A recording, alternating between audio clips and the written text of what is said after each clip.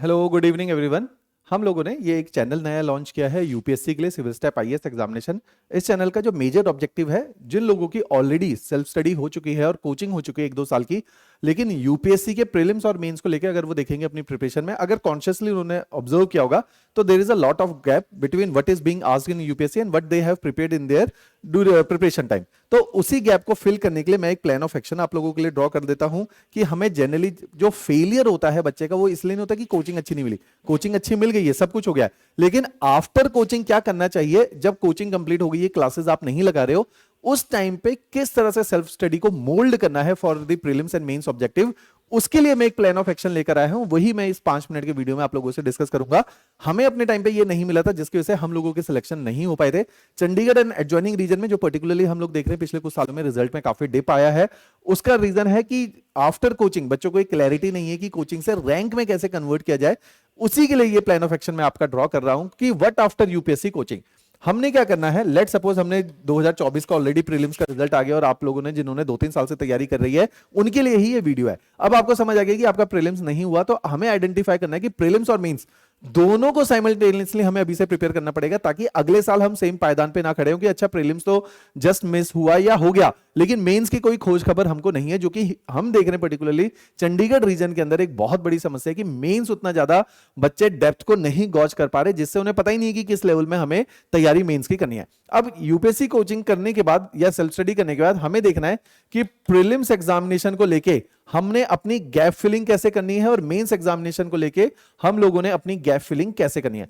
Prelims examination को 2-3 part में split कर दो प्राइमरीली। एक पार्ट है जीएस का पार्ट, और इसी जीएस के साथ साथ एक पार्ट है, इस बार बहुत सारे हमारे खुद के स्टूडेंट भी सी सेट के अंदर फेल करके, क्योंकि बहुत चीजों को कैजुअली लिया गया। तो हमने देखना है कि यूपीएससी में कोई भी चीज आपने कैजुअली नहीं लेनी है। जीएस को भी 2 पार्ट में स्प्लिट कर दो प्रीलिम्स के अंदर। एक होता है स्टैटिक पार्ट जो आपकी कोचिंग में पढ़ाया जाता है, एक होता है डायनेमिक पार्ट जो कि करंट अफेयर होता है। करंट अफेयर हर बच्चा पढ़ता है, डिफरेंट सोर्सेज हैं, आपको पता ही है कि पॉपुलर सोर्सेज जो है विजन है, इनसाइट है, जिनके बेहतरीन करंट अफेयर आ रहे हैं। लेकिन प्रॉब्लम क्या है, वो करंट अफेयर पढ़ के भी आप पेपर में एग्जामिनेशन में क्वेश्चन को नहीं सॉल्व कर पाते हो। आपको पता है कि ये क्वेश्चन आपके नोट से आया, लेकिन आपसे नहीं सॉल्व होता। उसका कारण क्या है कि न्यूज से हम कभी भी ये इंटरप्रेट नहीं कर पाते कि इससे जो क्वेश्चन है वो क्या पॉलिटी के डोमेन में बनेगा, ज्योग्राफी के डोमेन में बनेगा, आईआर के डोमेन में बनेगा, या इकोनॉमी के डोमेन से बनेगा। अगर बनेगा तो यूपीएससी क्या करता है कि करंट अफेयर को हमेशा स्टैटिक से लिंक करके सवाल को बनाता है।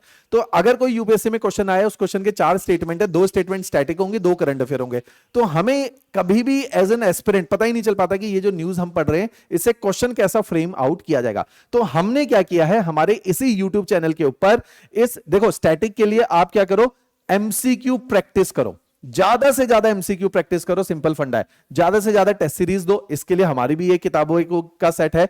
इन किताबों के सेट में 6 बुक्स का सेट है।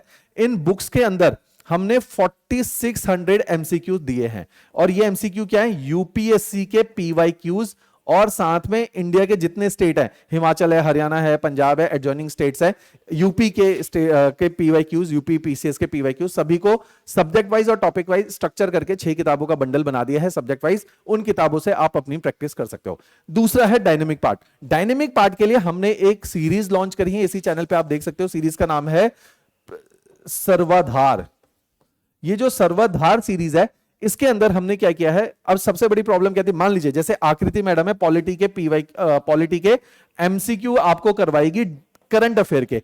तो उन्होंने क्या करना है, मान लीजिए मंडे को आकृति मैम का सेशन है, उन्होंने पिछले हफ्ते के लिए, जैसे मंडे को सेशन का मतलब है 19 अगस्त को उनका सेशन है, तो उन्होंने क्या करना है कि 12 अगस्त से 19 अगस्त के बीच में जो पॉलिटी की न्यूज है उनसे 10 एमसीक्यू बनाने हैं। सोर्सेज यूज होंगे 9, PIB, PRS, Indian Express, Indian Express, the Hindu और ट्रिब्यून और Yojana Kurukshetra, Down to Earth, Live Mint, इन सारे एंड दी वायर, इन सारे सोर्सेज को 9 सोर्सेज को कंपाइल करके पॉलिटी को निचोड़ के निकाला जाएगा, और आपको इसके पीवाईक्यूज करवाए, इसके एमसीक्यूज करवाए जाएंगे जो कि करंट अफेयर के होंगे, जिसमें स्टैटिक का भी तड़का होगा, और पूरी न्यूज डिटेल में पढ़ाई जाएगी, so that you can able to relate the news with the MCQ part. तो ऐसे ही अगले दिन मान लो ज्योग्राफी मैंने करानी है, ऐसे ही पीयूष सर ने इकोनॉमी करानी है, ऐसे ही सविता मैडम ने साइंस एंड टेक्नोलॉजी कराना है। तो अलग अलग फैकल्टी अपने अपने सब्जेक्ट के क्वेश्चंस आप लोगों को करवाएंगे करंट अफेयर के, लेकिन वो सब्जेक्ट वाइज होंगे।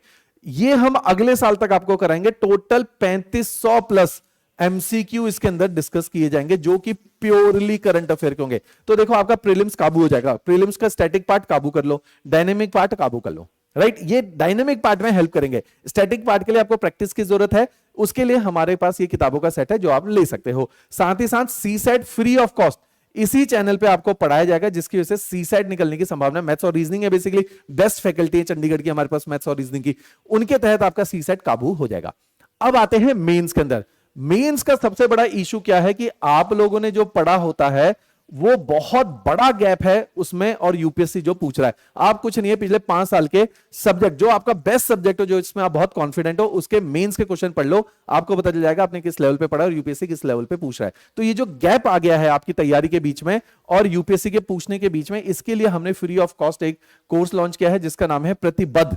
इस प्रतिबद्ध कोर्स के अंदर हम लोगों ने क्या किया हुआ है कि ब्रिज कोर्स है between your preparation and coaching and what UPSC is asking, इनके बीच के गैप को रखा है। इसमें हम क्या करेंगे, 4 महीने, अगस्त लास्ट वीक से प्रोग्राम शुरू होकर दिसंबर तक चलेगा। हमने क्या करना है इसमें जीएस 1, 2, 3 और 4 आपको मेंस वाइज सिलेबस वाइज पढ़ाएंगे, लेकिन एडवांस लेवल पे, बेसिक नहीं पढ़ाने वाले, एडवांस की भाई मेंस के पर्सपेक्टिव से पूछो अगर क्वेश्चन आएगा तो क्या लिखना है। साथ ही साथ 10 साल के 10 इयर्स के पीवाईक्यू टॉपिक वाइज का मतलब समझो।